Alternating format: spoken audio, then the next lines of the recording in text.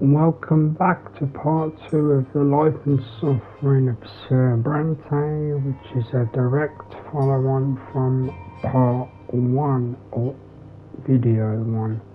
See how I type it when I upload them. So to make this very quick, I will be reading, but it won't be perfect.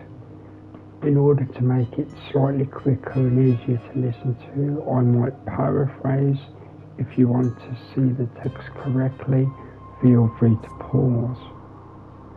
So this is the beginning of the character being 3 years old, or 3 or 4. So let's carry on. Mother's in her armchair knitting woolen jackets, pants and socks. For the little one, the baby will need to be kept warm, she says. Father spends less time at home now. He's very busy with an important job. He's a judge after all. One day you decide to ask your mother about Stefan and Gloria. How come they're brother and sister to you, but not siblings to each other?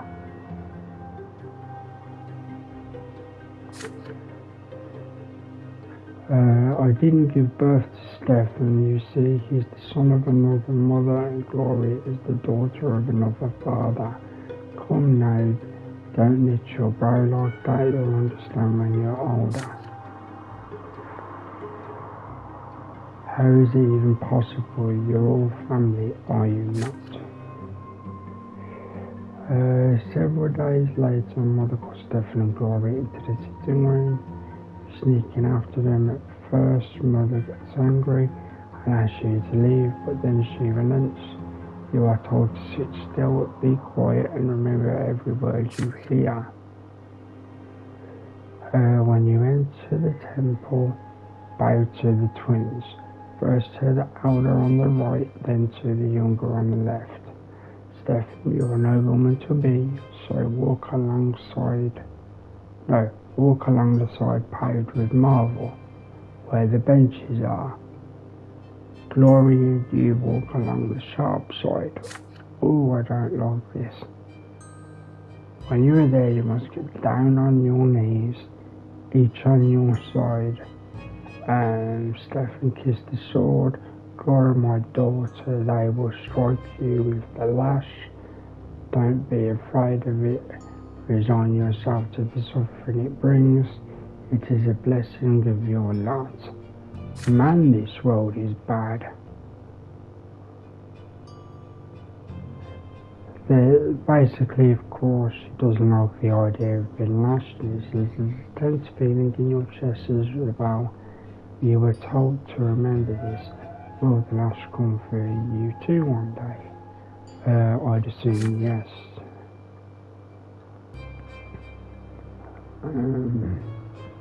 On the next day, they take your brother and sister to the temple. You run towards them when they finally come back.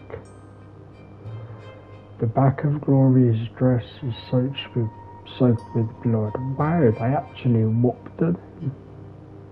Or beyond whooped her, yeah. Hunched and sobbing, obviously.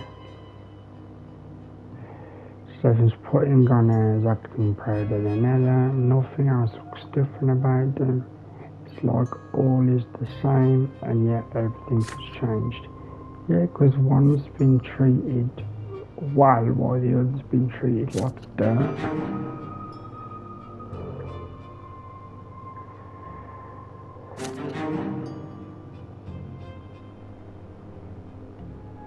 I don't know why that would be the case. I haven't done anything to them. It must be down to the brother, referring to the indifference and stuff. Year 1122, brother and sister sacrament. Your siblings Stefan and Gloria took their first sacrament. Oh, the first. They have to do that regularly. Oh, this story is actually interesting. The eye of your little rose, you eye the little one in your father's arms with curiosity. Behind the many layers of swaddling clothes is your newborn baby brother. Mother reclaims, smiling with joy. Stefan and Gloria are also here, all excited. You promised yourself you're going to be the best big brother in the world. You'll never let him or no, the two of you will play together and tease Stefan together and help Mother together and go on many adventures together. It was so strange to be an older brother. Just the other day you were the youngest in the family, but everything's different now. Your parents named your little brother Nathan, and Mother spends day and night by his side. And Nathan cries all the time, day and night.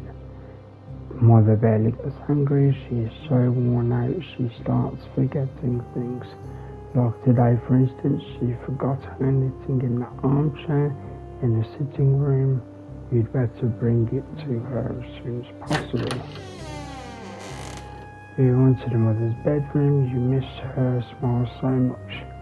You walk in without saying hello and give her knitting, but instead of gratitude you get a ice-cold, exhausted stare. Nathan is also there, screaming all the time.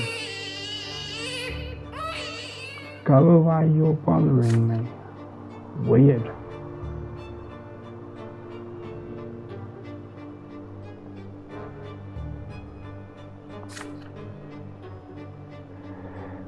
Enough already. When you're going to stop? I just want some peace and quiet. I mean, I can understand.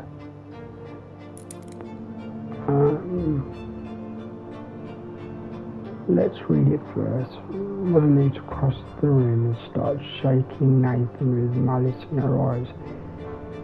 I'm not going to use modern thinking. Okay. She looks so tired from never-ending screams. She screams to be within she seems to be within an inch of smashing him against the wall. Jesus, writers. I mean, yeah, it's the 1100s, but still.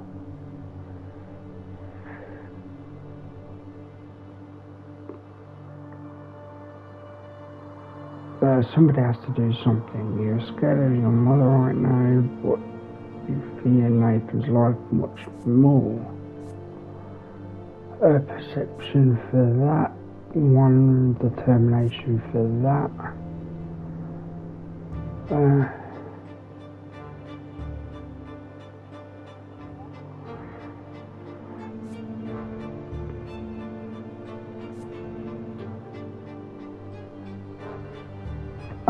I'm gonna go with the hug because I don't want to keep losing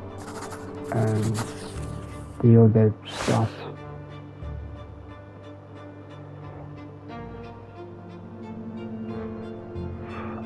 Basically, you hug your mum, your arms are too short and the folds of her dress get in the way, but that doesn't stop you. She shudders at your unexpected touch and tries to free herself. Wow, that's weird. Let me go, stop tormenting me. That's uneven tighter. There's no way you're letting go now, not even if she screams at you or hits you. No way. You are here now, you will protect her and comfort her. Good lad. Good lad.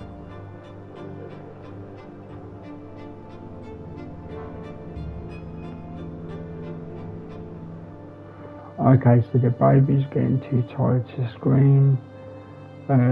She accepts your sudden presence. Now you feel her relax and her movements become calmer and you're still not letting go. Okay, cool.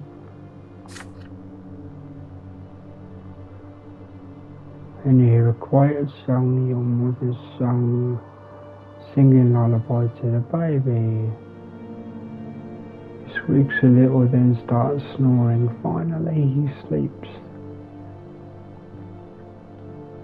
And you calm down as well. Mother is now calmer in your embrace. Nathan is breathing quietly in his sleep.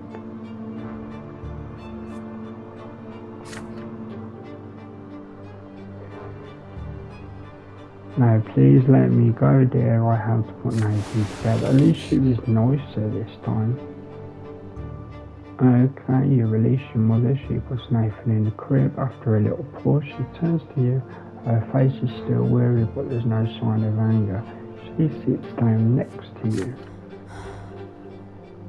Thank you, my son. The twins know I didn't want to hurt you or Nathan. I'm so sorry. Please don't be angry with me. You did what you needed to. You gave me the strength to work through this. Poor lady. I'm really liking this story. It's quite tragic, but it's well put together.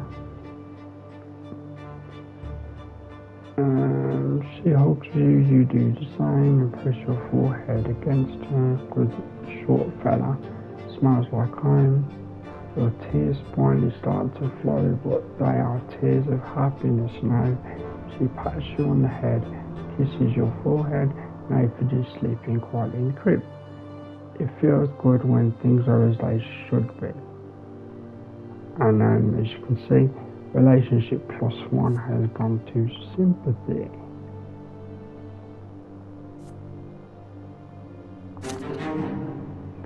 Unity +1.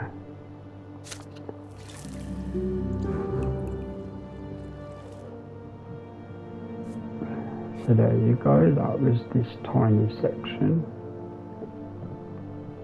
Year 1122, younger brother Nathan was born.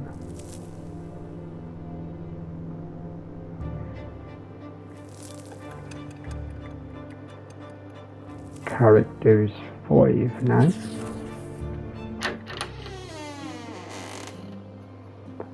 And you wake up to your father's touch on your shoulder. He's finally back home after a long trip.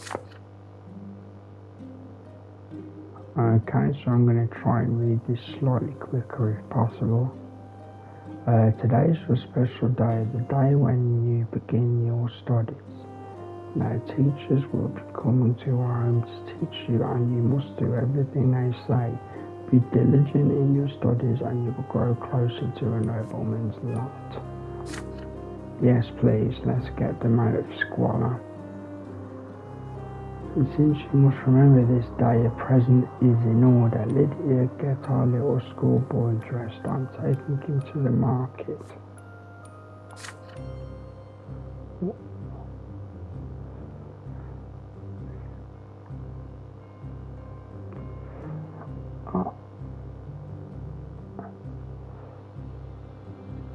I actually like that. Obviously what I just read here, Stefan wanted to come, and father basically is like, shh, because you know it's the day for the middle brother now. An open carriage takes two of you through the dusty, noisy streets. A pleasant wind tussling through your hair. The city is called Anizote. That's what I'm going to call it, Anizote. That you already know. It's one of the largest cities in the entire empire. There's a big shadow on the street. It comes from the white foliage of an enormous tree that spreads its branches all over the city. Okay.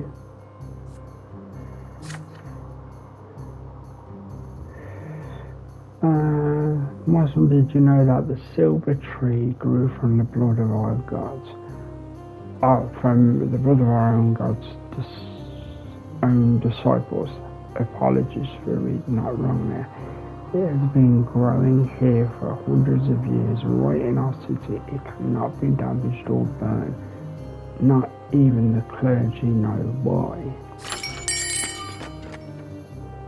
The carriage comes to a halt by a small shop next to the city square. You run there and freeze by the stories and excitement. The shop is packed with dolls and figurines and toys. You've never seen so many at once before. Have you chosen your present yet, Father? You have. You want the Holy Order set, which includes several figurines of the Empire's greatest warriors of all time. You rattle off everything you know about the Holy Order. They were ones who aided their Emperor's own forces in seizing the province of Magta and storming our city. That's how we joined the Empire. He nods his approval. Very well, war isn't your lot for now, but maybe these toy soldiers will teach you to think like a general. You will lead them into battle and study military strategy. Go ahead, take your present. Oh, what a harsh life, man. I'm impressed. Having said this, Father turns away to examine the books. You run to the box of toy soldiers, delirious with excitement. There is a fancy dressed boy in your way. He is about to take the warriors for himself. He elbows you aside and reaches for the box. Anger overcomes you and you push him from behind. Your opponent falls to the floor. Oh dear. Rich boy screams so loudly everyone in the shop hears it. He hit me. A tall, towering man looms over you. This is the boy's father. Then you feel your own father's hands on your shoulders.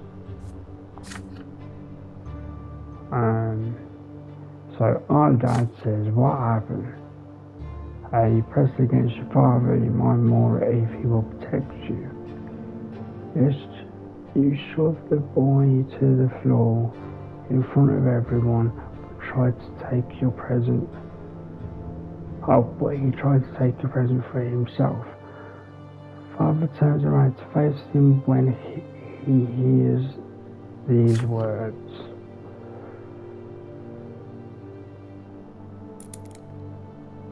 Is this true? Did you strike the nobleman?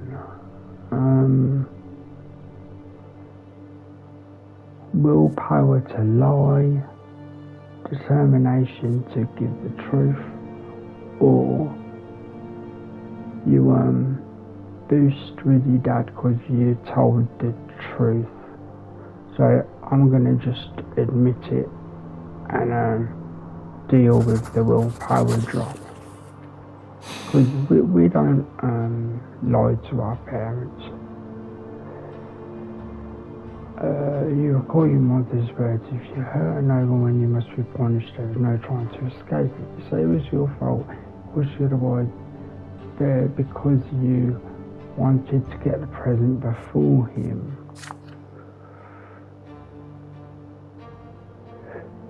Father nods to you, relieved to hear it, and then the enraged nobleman grabs you by the hand and drags you out into the street.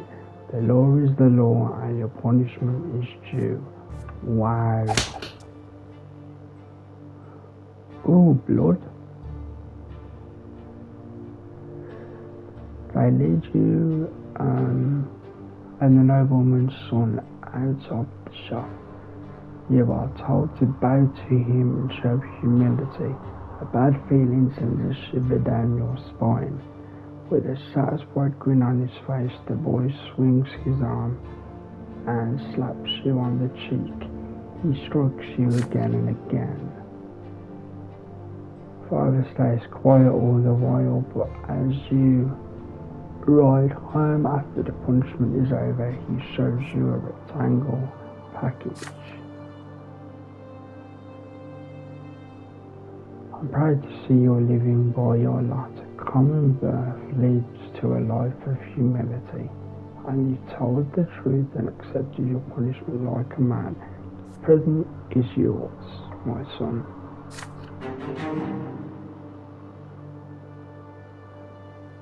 Inside the little box are the soldiers of the holy orders inside.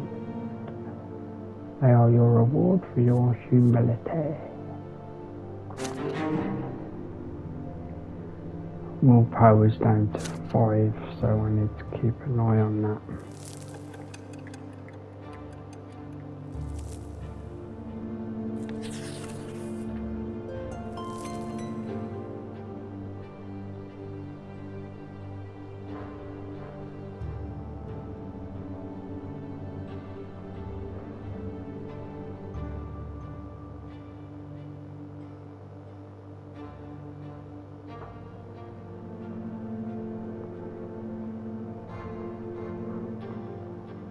Okay, bear with me a second.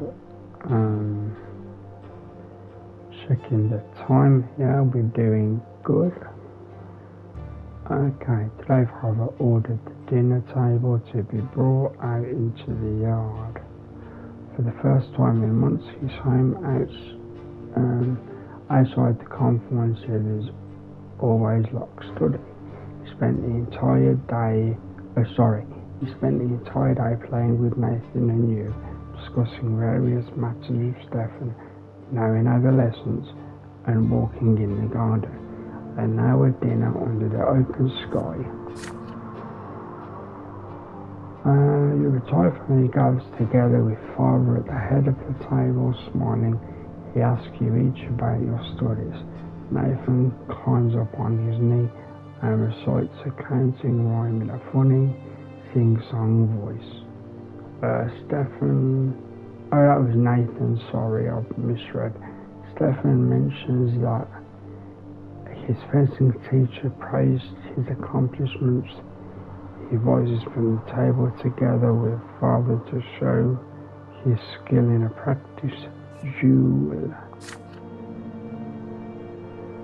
Next comes Gloria's turn. She stands on her chair and recites a lengthy prayer by heart. Mother showers your sister with praise. Father chuckles quietly, hiding a smile in his moustache. Fair enough. When your turn comes, you recite all the ranks in the Legion, from common soldiers to High Commander. Stefan listens to you with a skeptical look on his face. Night slowly falls, but the servants ensure that the yard is well illuminated. You don't feel the cold in the dusk tonight. It feels good, yet so important. All of you are finally together, sitting at the same table.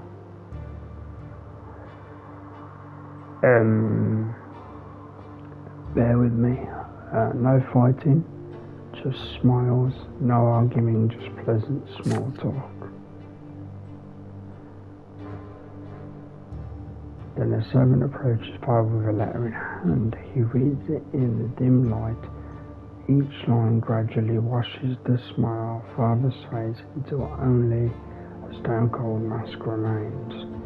Mother looks at Father with an unspoken question in her eyes.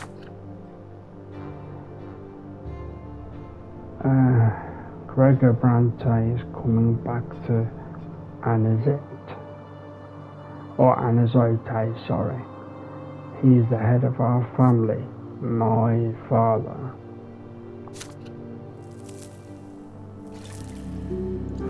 Why do I think the grandfather's gonna be a massive, not good person? Your grandfather, Gregor Brante, returned to the family home from the capital. That would be where the story goes now.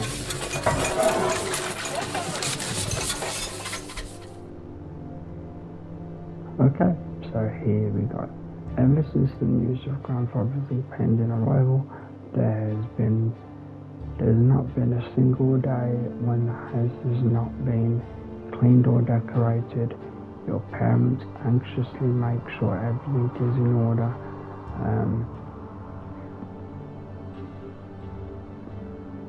They tell you to wash your... Bear with me a second.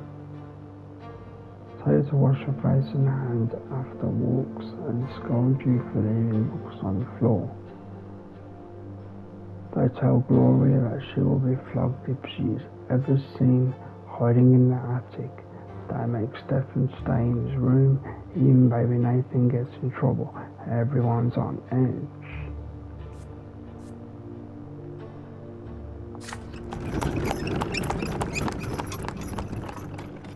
Then one day grandfather arrives. This is a grim day, so hot your neck is sticky with sweat. Yep, I've been there. Father and Mother Nathan, Gloria and you Father and Mother Stefan, Gloria, you and Nathan. The entire Brante family stands on the porch in front of the house. The house servants lined up behind you. The carriage arrives, and out steps a tall, gaunt old man with a heavy walking stick and a heavier gaze. You cringe instinctively. Good health to you, Father. Children, greet your grandfather as you have been taught. Still trying to look like a real nobleman, are you? You can't fool me, Robert. I was the first of the Brante family to be ennobled by the mantle, and I'm the only one who remembers how to bear this burden properly. I live honourably by my lot. Wow, they're rude to his mum. Your marriage to that low-born wench cut us off from ever becoming nobles of the sword. My progeny could have been born bearing noble blood. Father, I beg you, this is not the place. Grandfather eyes him with scorn and walks into the house, the entire family following close behind him.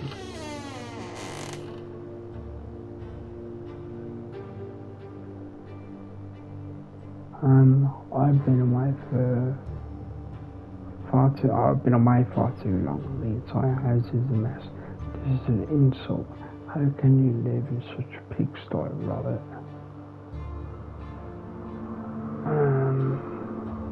Servants have grown too lazy, all thanks to your commoner of a wife.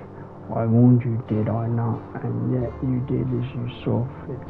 And the children, what do they know of tradition and honour? They have been raised in a virtuous family, Father. But bear with me a second. Because I pressed the button too many times. And now you're speaking like a lowborn who's content to live in humility. Twins willing now that I'm here, this will not happen again. I'm taking your oldest son to the capital. I see you cannot provide Stefan with a proper education, so I will correct your mistake. Your brother's fate has been decided just like that. Father does not object. He orders the servants to prepare Stefan for the journey. Stefan freezes in place, glancing at grandfather and father again and again. The latter puts a hand on his shoulder reassuringly. Grandfather's lips are in a tight line, white with contempt. What is wrong with that old boy? The house is examined room after room. Everything Grandfather sees is showered with scorn. He scoffs at a crease on a blanket in Nathan's crib. In Mother's bedroom, he mocks Gloria's knitting in her room. The door to your room is next. What is this, Robert? Tin soldiers in your youngest son's room.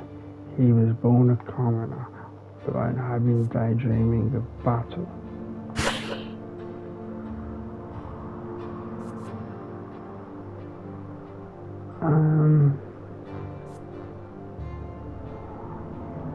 I'm gonna go with whatever gives me stats.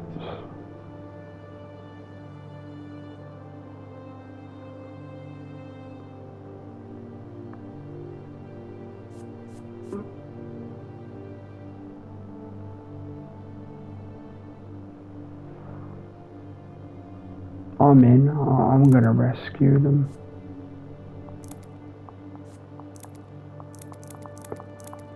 Oh damn, I can't, can I? I don't have enough determination to pick it. Oh, come on, man.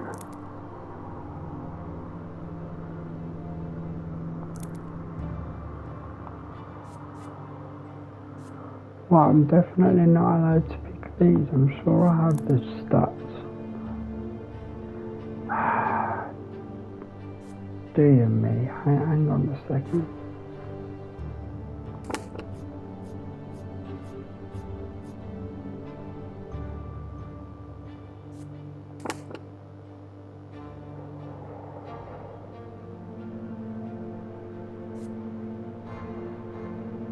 Oh, it's because I've got no determination, that's why I can't do the thing.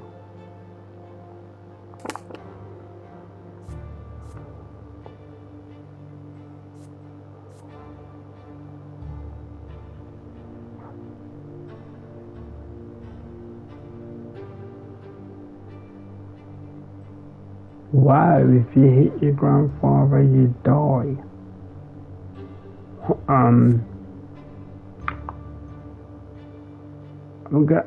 I don't want to die in the game on my first run through, so let's go with cry.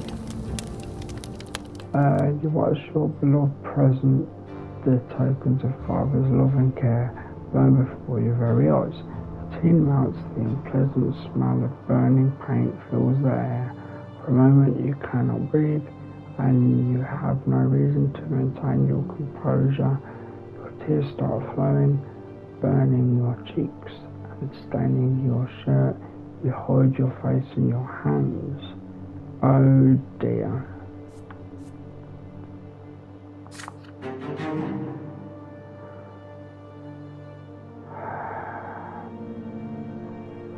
So the boy is a weakling, just like his mother.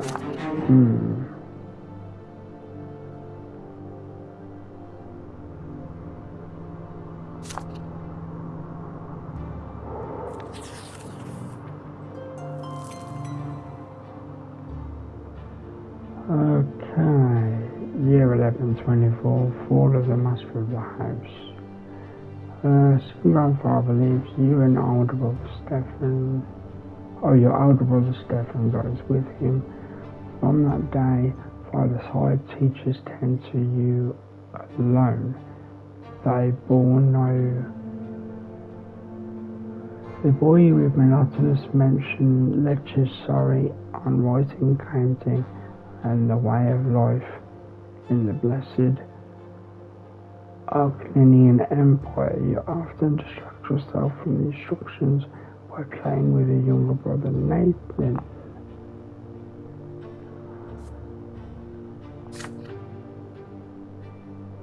Your home grows quiet without your older brother. 2 quiet weeks later, your family receives a letter from Stefan. Grandfather has sent him to a boarding school for nobles, and is now studying hard in preparation for his service as a nobleman. The rules here are way too strict. You can't even sneeze without teacher's permission. What I've been studying with my peers. We're now learning how to live as nobles in a noble society. We are also learning the art of swordplay. That's my favourite part.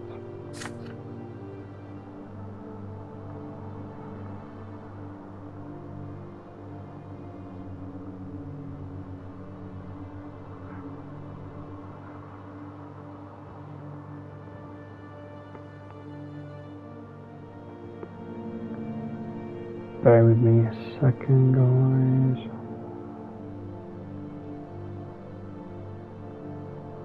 One day you ask mother where she lived before in eternity. She says, but now his place is here.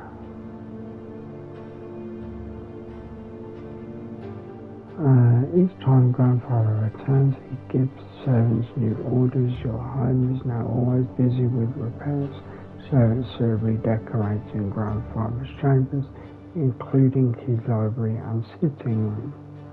Sometimes, however, tries to gently talk him out of this. Why subject the house to constant reconstruction? Grandfather's answer is always the same. This home is mine, and I will live here as a man who live here as a man as befits a man of the nobility.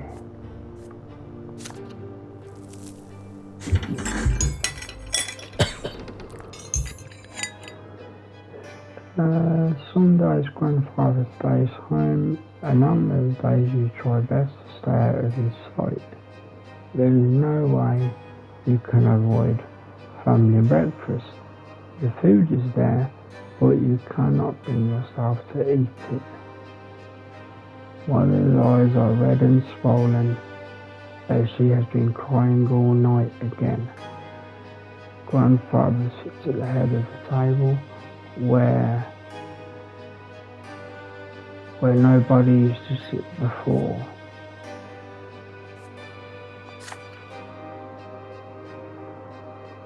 Robert, it's high time your youngest sons underwent the sacraments. That means he's going to get whipped. So Brante, please let them live free on the lot for a while longer. They are but...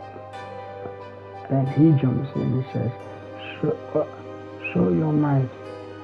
Robert, that wife of yours is impertinent enough to interrupt me. If this ever happens again, she'll be eating her gruel with the servants in the kitchen where she belongs. It's time you considered a real marriage, Robert. One to a woman of the proper station.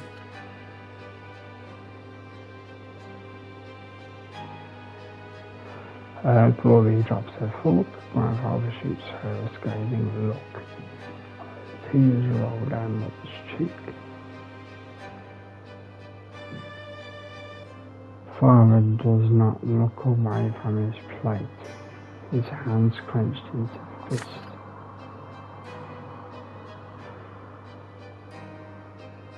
Baroness Al-Ladar is such one woman. She is a kindly widow and a fine match. She's suing for her inheritance right now and could use proper support on her husband. Oh, hang on a second.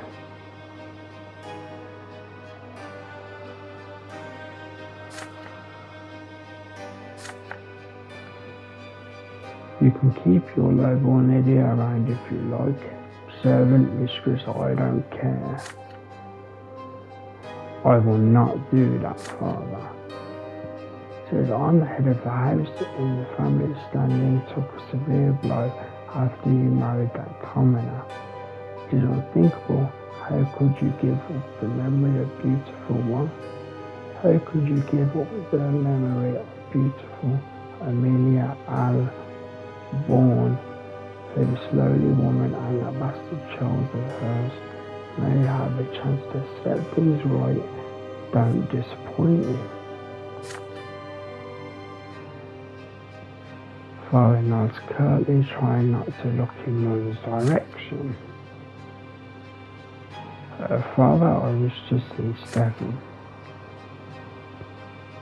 If I find your conduct in the Baroness's presence satisfactory enough, then you may see him. She's coming for a visit tomorrow, be prepared.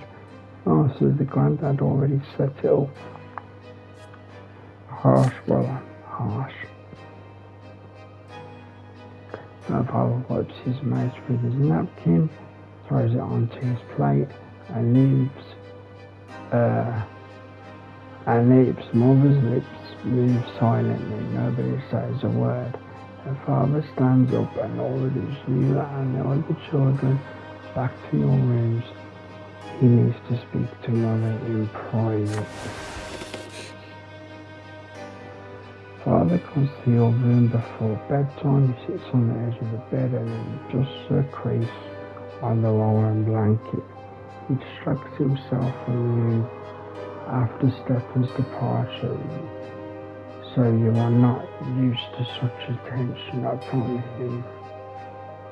Oh yeah, 'cause he was away for a while. In the candlelight you can see his face in the dark. There is a sour expression on it.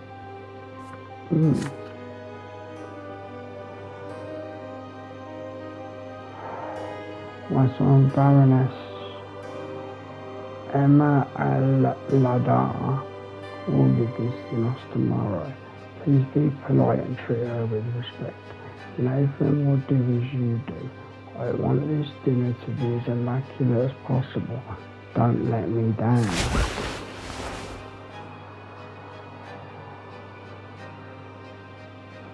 On the next day, Mother starts dressing you and Nathan for the coming dinner. You see red all around her eyes. She's been crying for a long time. Well, crying and for a long time. It hurts just to look at her. Nathan starts whining quietly.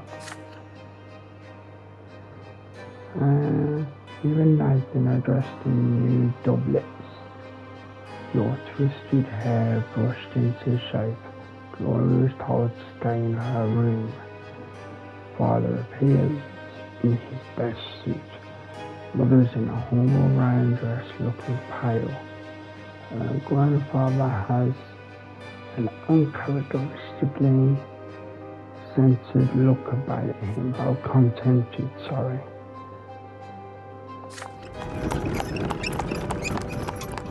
You hear the sound of wheels and hooves against the cobbles in the yard. Then a pair of dainty heels come clacking. The antechamber is completely quiet and still. Fearing grandfather's observant eye, the door opens. You see your guest, a beautiful dark-haired woman in a dress of elegant deep blue. Father takes the hand of Lady Ladar and kisses it, showering her in compliments. Grandfather's face is beaming in her presence. No one even bothers to introduce Mother, which, to be honest, of course they was going to do that.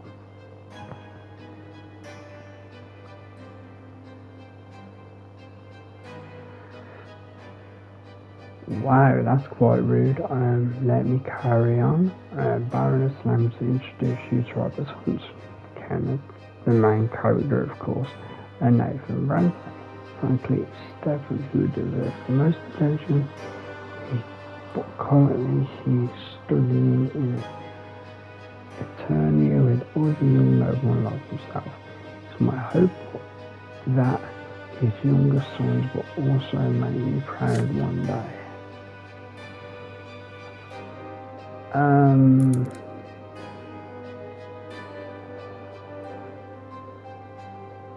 Grandfather always gives you a probing look. How will you act in front of the Baroness? Will you accept her here next? What?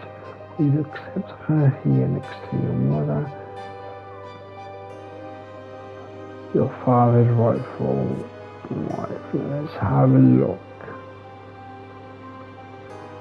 So your dad and granddad would not like you, but your mum would. Your mums would go down, but your granddad and dads would go up. Unity would go down anyway. I'm just doing it. I can't risk too many negativities.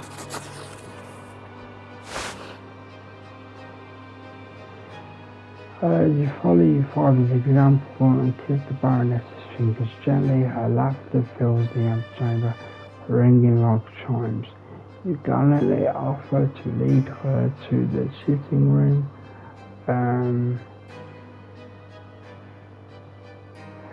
Lady Lola graciously agrees. Apologies for the pronunciation, by the way. Behind your back, you can hear your mother sobbing. Doing it so Dad don't get punished, really.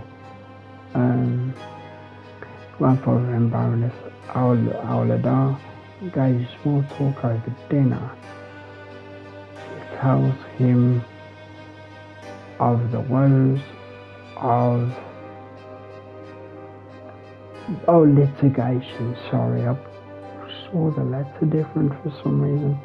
Litigation over her late husband's inheritance, and he advises her like the judge she is. Father is mostly silent, only getting in a word or two.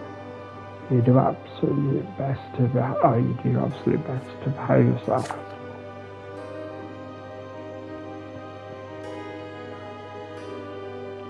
After the decorous farewell to Auladar, Father quietly thanks you for your model behaviour. The morning, I pressed the wrong button, guys, sorry.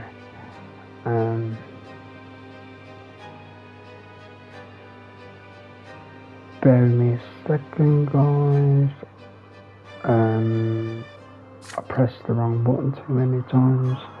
Best to behave yourself. Did that one already. It was this one. Okay. He thanks you for your model behaviour the morning after he leaves, returning your grandfather to Stefan. Mother spends the entire day in her bedroom. You cannot bring yourself to speak to her. Why? You was doing it so your dad didn't get.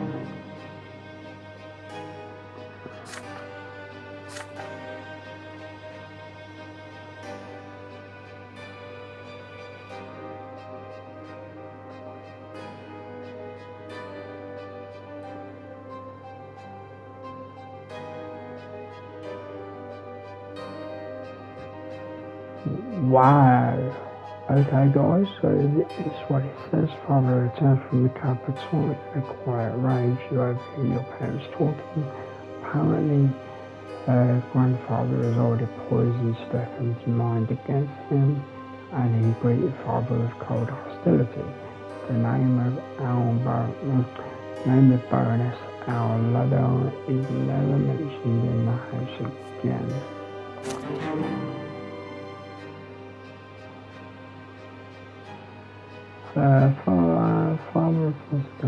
Father didn't change the thing. 1 second. Just boosting stuff.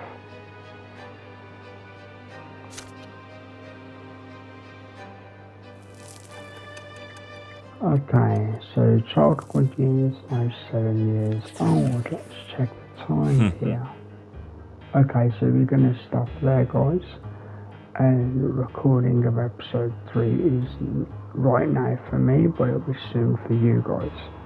I've been the Dragon on Dragon Killer Gaming. See you guys soon.